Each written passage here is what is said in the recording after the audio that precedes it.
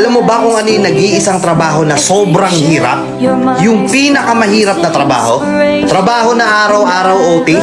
Trabaho na araw-araw paggising mo pa lang kailangan tatrabahuhin mo na? Trabaho na walang pahinga? Trabaho na walang sahod? Merong ganyan. Merong ganyan, di lang napapansin. Hindi lang napag-uusapan. Alam mo kung ano yon?